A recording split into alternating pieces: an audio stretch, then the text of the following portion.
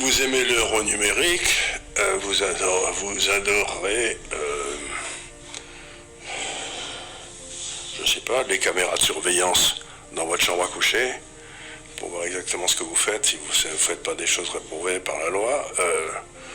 Peut-être les camps de concentration aussi. Enfin, vous voyez, c'est une tentative de plus par cette classe mondialiste de nous coller de la surveillance. On est dans ce que j'ai appelé une ineptocratie, où les gens qui ne font rien élisent des gars qui ne sont pas compétents, de façon à ce qu'on puisse continuer à attendre ceux qui bossent, quoi. Et si vous recevez de l'argent de quelqu'un qui vous l'a donné en le piquant à quelqu'un d'autre, ça ne marche jamais. Et c'est le socialisme. Ça ne marche jamais. Or, tous nos systèmes aujourd'hui, et le type politique, c'est celui qui est au milieu et qui s'imagine son boulot, c'est de prendre de l'argent à Paul pour le filer à Pierre, parce qu'il y a plus de Pierre qui vont voter pour lui.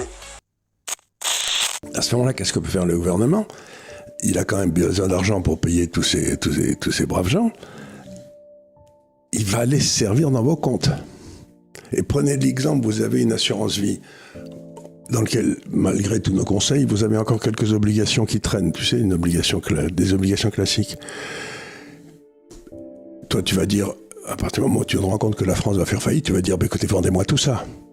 Mais il y a une loi qui a été passée par Sapin quand il était ministre, qui disait que ils peuvent bloquer le remboursement des assurances vie. Donc, c'est-à-dire, tu dis, non, moi, vous êtes gentil, mais maintenant, je veux plus, je vous fais plus confiance. Ben, ils te disent, vous le gardez. Donc, tu peux plus le vendre. Sans que jamais on demande son avis au peuple. En fait, on lui a demandé une fois, avec la Constitution européenne, et puis, on lui a immédiatement, il a dit non, ce qui me paraissait à moi évident.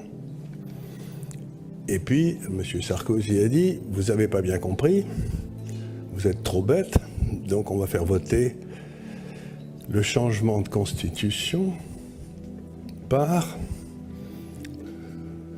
le Congrès. Vous savez, les deux chambres réunies ensemble.